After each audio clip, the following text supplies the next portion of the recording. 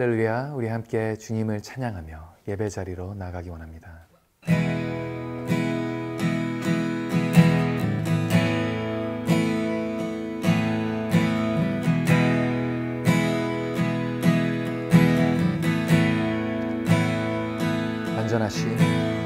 완전하신 나의 주, 그의 길로 날 인도하소서. 행하신 모든 일 주님의 영광 다 경배합니다. 예배합니다. 찬양합니다. 주님만 날 다스리소서. 예배합니다. 찬양합니다. 주님 홀로 높임 받으소서.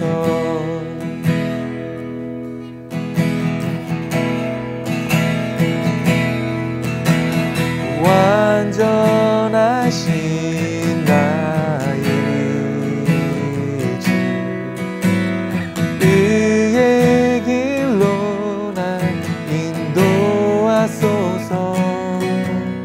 행하신 모든 일 주님의 영광 다 경배합니다.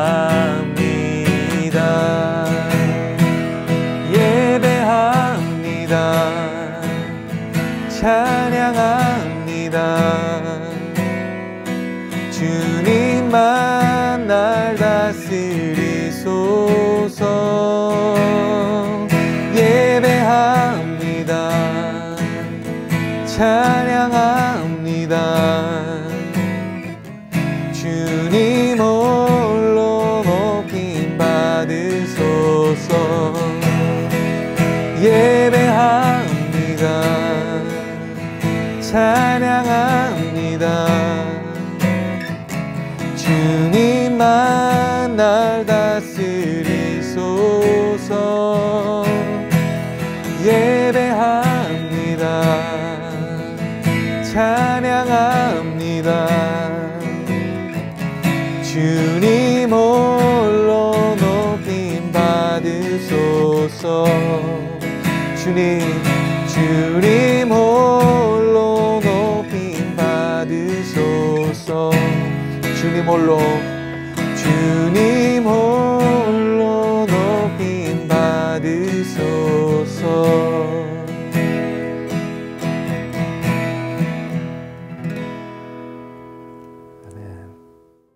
하나님 앞과 산 사람과 죽은 사람을 심판하실 그리스도 예수 앞에서 그분의 나타나실 것과 그분의 나라를 두고 내가 엄숙히 명령한다. 그대는 말씀을 전파하여라. 때를 얻든지 못 얻든지 항상 힘써라. 끝까지 오래 참고 가르치며 책망하고 경계하고 권면하여라. 때가 오면 사람들이 바른 교육을 받지 않고 오히려 욕심을 따라 귀를 즐겁게 하는 말을 하는 스승들을 많이 모아들일 것이다. 또 그들은 진리에서 돌이켜 허황된 이야기에 귀를 기울일 것이다.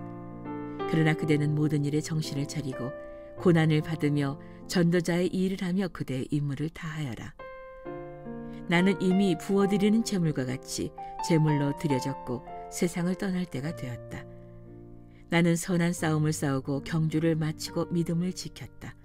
이제 나를 위해 의의 면류관이 준비되었으니 주 곧 의로우신 재판장이 그날에 내게 주실 것이다. 그리고 나뿐 아니라 주의 나타나심을 사모하는 모든 사람에게도 주실 것이다. 할렐루야. 오늘 하루도 하나님의 부르심 앞에서 늘 성실한 일꾼으로 쓰임받는 저와 여러분 되시기를 예수님 이름으로 축복합니다. 제가 좋아하는 소설 중에 장지오노의 나무를 심은 사람들이라는 책이 있습니다. 이 나무를 심은 사람이란 소설은 실제로 있었던 실화를 기반으로 한 소설입니다. 실제 주인공의 이름이 엘제아르 부피에라는 분인데 프로방스 지방의 양치기였습니다. 그는 양을 칠 뿐만 아니라 매일 상수리 나무 열매 100개를 정성스럽게 골라서 양치던 사이사이에 그것을 땅에 심곤 했다고 합니다. 무려 30년 동안 매일 이 일을 반복해 왔던 것이죠.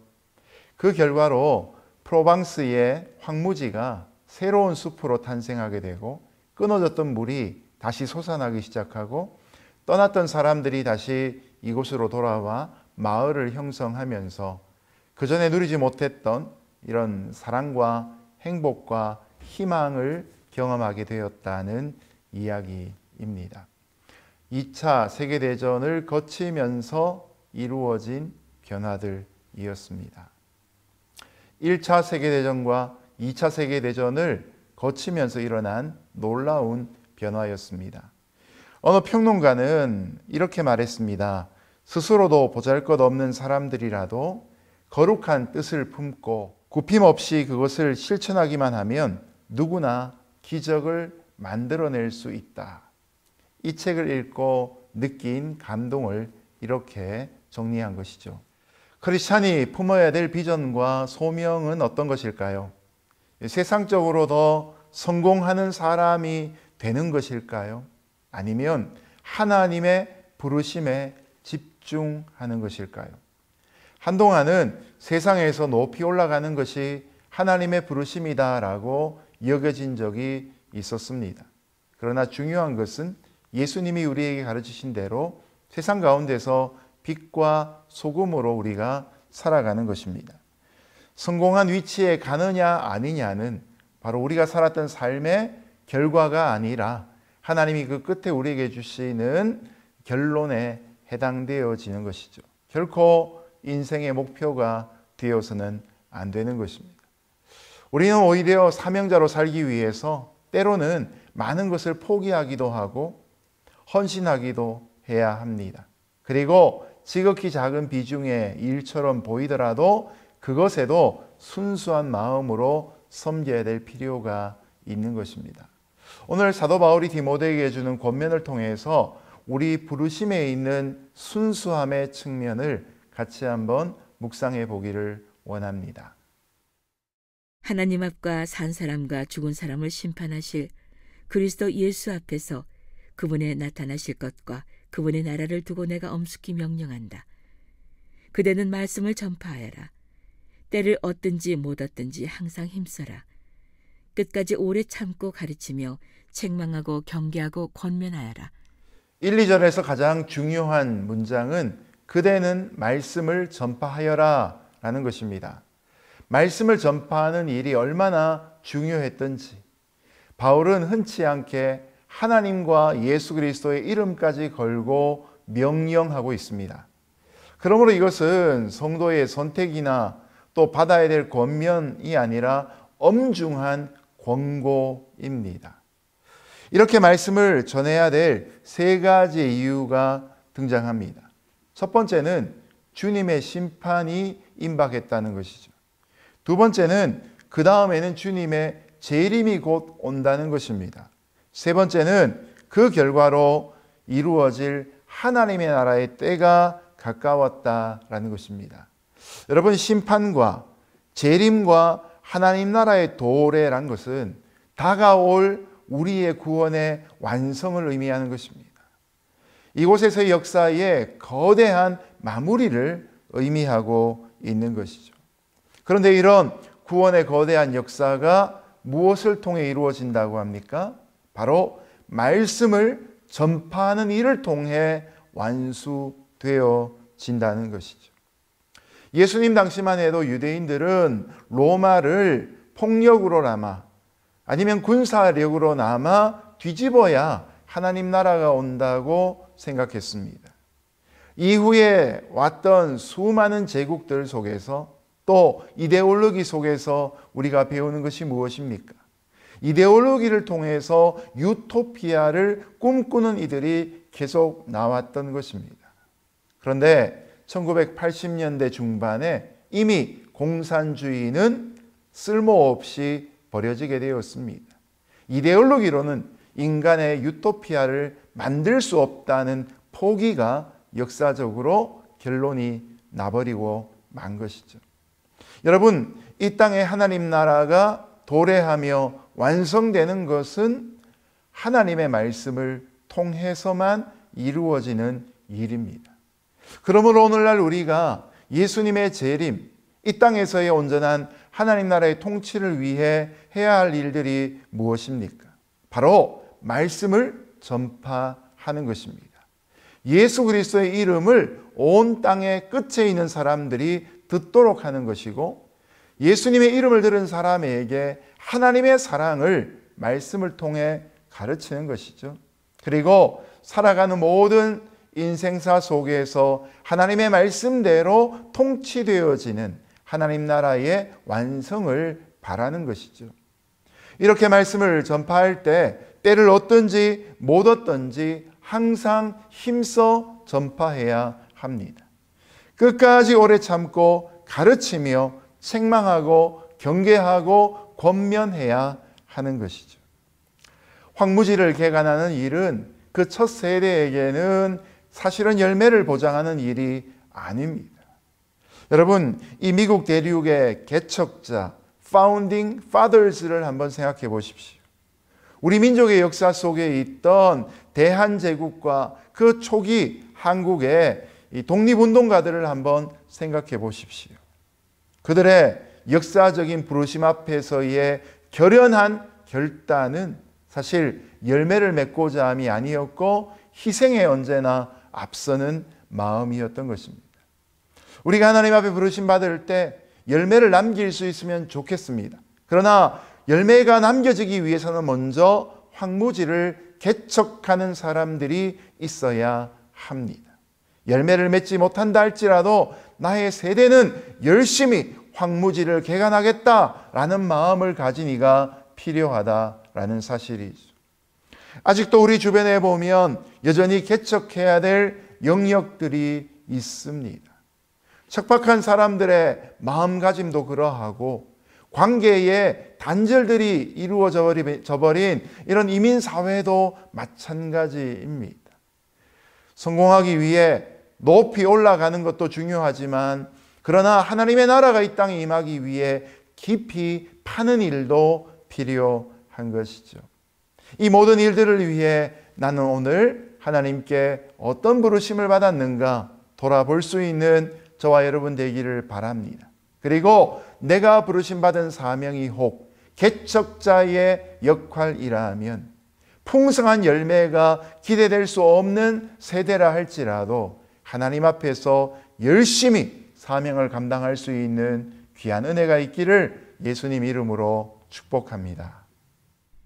때가 오면 사람들이 바른 교육을 받지 않고 오히려 욕심을 따라 귀를 즐겁게 하는 말을 하는 스승들을 많이 모아들일 것이다. 또 그들은 진리에서 돌이켜 허황된 이야기에 귀를 기울일 것이다.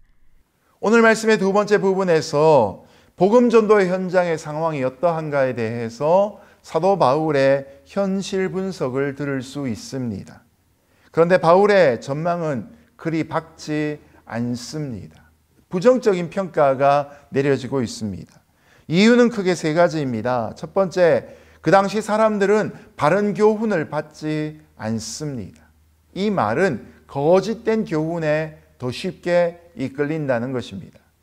두 번째는 사람들이 귀를 즐겁게 하는 스승들 앞에 많이 모여들게 될 것이다 라는 것입니다. 왜냐하면 교훈을 받는 목적이 구원과 영생이 아니라 자기 욕심을 채우는 일이기 때문에 결국 이런 사람들을 만족시키고자 하는 사람들의 메시지가 더 많은 인기를 끌게 되는 것이죠. 그러다 보면 결국 그런 사람들은 거짓 스승을 만날 수밖에 없는 것이죠. 세 번째는 사람들이 진리에 대해서는 손절하고 허황된 신화 같은 이야기에 더욱 귀를 기울이게 될 것이다 라고 진단합니다. 오늘날의 시대가 미스터리의 시대 아닙니까? 과학 문명이 이렇게 발전되었는데 그 안에 담겨지는 내용물, 곧 컨텐츠는 곧 판타지의 이야기가 대부분입니다. 미스터리가 사람들의 대화의 주된 이슈가 되는 아이러니가 나타나고 있는 것이죠. 당시를 향한 사도 바울의 이런 판단이 비즈니스로 비유해 보자면 한마디로 레드오션이라는 것입니다. 말씀을 전파하며 천국 복음을 전하는 그 모든 사역이 레드오션에 직면하고 말았던 것이죠. 사업가라면 더 이상 투자할 가치가 없다는 판단을 내리고 철수해야 될 시점입니다. 누가 비전이 없는 일에 아무리 열심히 수고해도 성과가 나지 않을 일에 자본을 투자하고 인력을 투입하겠습니까? 시장이 경색되어 있다면 투자한 돈도 회수해야 될 것 같습니다. 그럼에도 불구하고 사도 바울은 디모데에게 도전합니다. 상황이 어려워도 해야 될 사명이기 때문에 이 일을 도전하고 있는 것이죠. 어떤 모습으로 감당하기를 원하는가 사도 바울의 음성을 함께 들어보겠습니다. 그러나 그대는 모든 일에 정신을 차리고 고난을 받으며 전도자의 일을 하며 그대의 임무를 다하여라. 여러분 아마 이 말씀을 사도 바울이 현장을 진단하지 않고 이야기했다면 너무나 성급한 이야기라고 판단할 수 있을 것입니다. 그러나 우리가 앞에서 보았던 3절과 4절의 말씀처럼 사도 바울은 당시에 복음 증거의 현장이 척박하다는 것을 그 누구보다 먼저 알고 있었습니다. 황무지와 같은 상황 속에 복음이 전해져야 될 당위성에 대해서 바울은 집중했기 때문에 그저 현장을 모르고 힘써 전하라고 하지 않고 어려운 것 알지만 그러나 힘써 전하라고 도전하고 있는 것이죠. 특별히 5절 말씀은 그러나 그대는 이라는 말로 시작합니다. 어제 본문에서도 보셨던 것처럼 여기 또다시 한번 반대 정신이 등장합니다. 반대를 위한 반대가 아니라 척박하지만 그러나 씨를 뿌려야 한다는 것입니다. 나를 돕는 사람들이 없지만 그러나 외롭더라도 이 길을 걸어가야 된다는 것입니다. 비록 나의 당대에 열매를 거둘 수 없다 할지라도 그러나 나는 울며 씨를 뿌리는 자로 부르심을 받았다라는 의미를 갖고 있습니다. 시장의 전망이 어둡다는 것을 분명히 인지하고 있지만 그러나 그대는 복음을 널리 전하는 이 사명을 게을리하지 말라라고 말씀하고 있습니다. 이 5절의 말씀은 목회자인 저에게도 큰 도전이 됩니다. 왜냐하면 상상하지도 못했던 팬데믹의 위기의 시기들을 지나가고 있기 때문입니다. 대부분의 교회들이 리오프닝을 한 지 6개월이 지나도 50%에서 70%까지 밖에는 성도들이 현장 예배로 돌아오지 않고 있습니다. 어쩔 수 없는 상황 속에서 온라인 예배를 드리는 성도들도 있지만 예전 성도의 20%까지는 교회를 떠나거나 신앙을 버리거나 이사를 간 결과들을 거의 대부분의 교회들이 공통적으로 고백하고 있습니다. 아니, 한 해가 지나갈수록 10%, 20% 성도와 교회가 성장하는 것만 해도 기쁘고 좋은 일이겠지만 거꾸로 그렇게 마이너스가 된다고 하니 마음이 얼마나 불편하겠습니까? 그렇게 줄어든 교회의 모습으로 인해서 성도들도 위축되고 있지 않습니까? 이런 상황을 보면 우리는 멈춰야 될 것 같고 한탄해야 될 것만 같고 의욕이 떨어져야만 될 것 같습니다. 그런데 사도 바울이 디모데후서를 쓸 때와 똑같은 심정으로 우리에게 조언을 한다면 그러나 그대는 모든 일에 정신을 차리고 고난을 받으며 전도자의 일을 하며 그대의 임무를 다하여라고 똑같이 말씀하지 않을까 싶습니다. 여러분, 현실이 어려워도 사명은 끝까지 이루며 가는 것입니다. 사명이라고 이야기해 놓고 현장이 어렵고 현실이 어렵다고 방해하는 사람들이 많다고 한다면 그것은 처음부터 하나님이 주신 사명이 아니었던 것이죠. 52일 만에 예루살렘 성벽을 재건했던 느헤미야를 기억할 수 있는 아침이 되기를 예수님 이름으로 축복합니다. 우리가 오늘 힘들고 어려운 여건 중에도 꼭 해야 될 사명은 무엇인가 돌아볼 수 있기를 예수님의 이름으로 축복합니다. 나는 이미 부어드리는 제물과 같이 제물로 드려졌고 세상을 떠날 때가 되었다. 나는 선한 싸움을 싸우고 경주를 마치고 믿음을 지켰다. 이제 나를 위해 의의 면류관이 준비되었으니 주, 곧 의로우신 재판장이 그날에 내게 주실 것이다. 그리고 나뿐 아니라 주의 나타나심을 사모하는 모든 사람에게도 주실 것이다. 오늘 본문의 마지막 단락은 사도 바울의 독백입니다. 바울은 얼마 남지 않은 자신의 삶을 암시하는 단어를 몇 번 사용합니다. 첫 번째는 부어드리는 제물, 곧 관제와 같이 부음이 되었다는 고백입니다. 관제는 모든 제사의 마지막에 드리는 절차입니다. 두 번째로 떠날 기약이 가까웠다란 말입니다. 세 번째는 달려갈 길을 마치고란 말입니다. 바울의 삶은 이제 마지막 헌신의 스퍼트를 다하고 있습니다. 그리고 결승 지점을 통과하고 있다라고 고백합니다. 그런데 이 말씀을 가만히 살피면 바울 자신이 자기 평생에 이러이러한 일들을 많이 했다라고 하는 업적 자랑이 전혀 등장하고 있지 않습니다. 마치 자신은 썩어지는 밀알처럼 나중에 맺힐 열매에는 마음을 두지 않고 자신이 감당해야 될 몫에만 집중했다는 것을 발견하며 깨달을 수 있습니다. 그래서 그가 사용하는 단어가 선한 싸움, 나의 달려갈 길, 믿음을 지켰다라는 표현으로 등장하고 있는 것이죠. 사실 바울의 당대에 뿌렸던 씨앗들은 그때에 맺힌 것도 있지만 수십 년이 지나고 수백 년이 지나고 나서 맺혀진 것들이 더 많습니다. 여러분, 바울이 자기가 섬겼던 교회에 부흥도 경험했지만 떠나고 나서 그 부흥이 사그라드는 것을 바라보며 안타까운 마음으로 현장을 방문할 수 없을 때 했던 것들이 다 이와 같은 편지를 보내는 일들이었습니다. 그래서 바울의 편지를 받는 교회들은 대부분 부흥이 지나가고 부흥 후기에 어려움을 겪는 교회들이었습니다.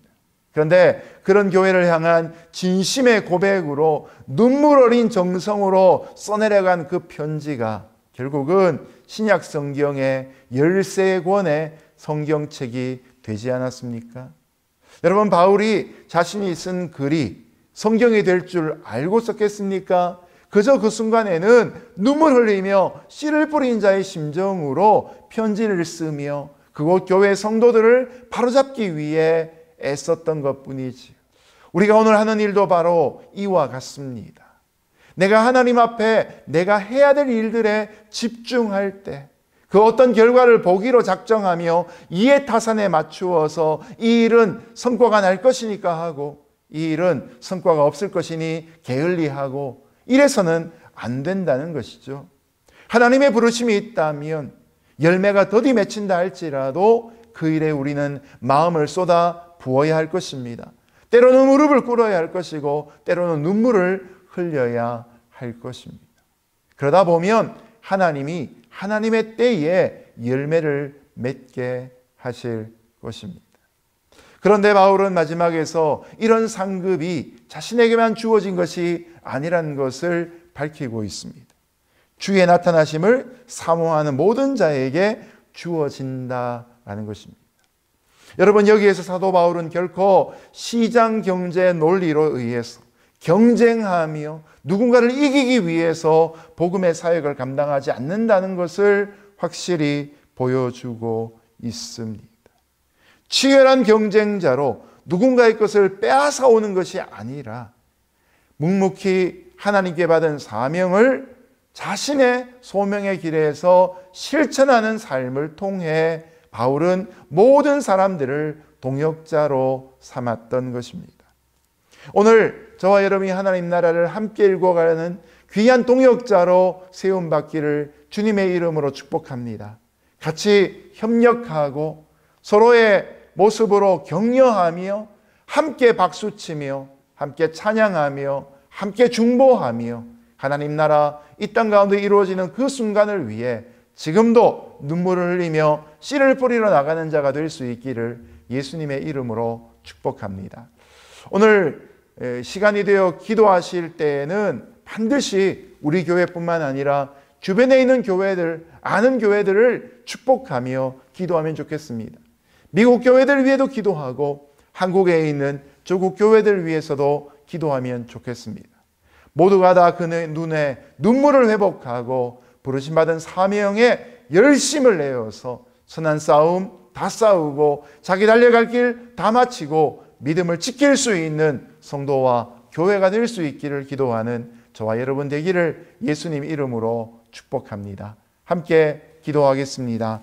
하나님 아버지, 예수님이 사셨던 하늘에 썩어지는 미랄과 같은 삶을 우리도 살기를 소원합니다. 오늘 우리 마음에 열정을 다하여 주시고 무엇보다 하나님의 말씀이 땅끝까지 증거되고 전파되는 일에 열심을 다하게 하여 주옵소서. 성도들의 헌신된 삶을 통하여서 이 세상 가운데 하나님의 축복이 강물처럼 흘러가는 역사가 있기를 원하며 예수님 이름으로 기도합니다. 아멘.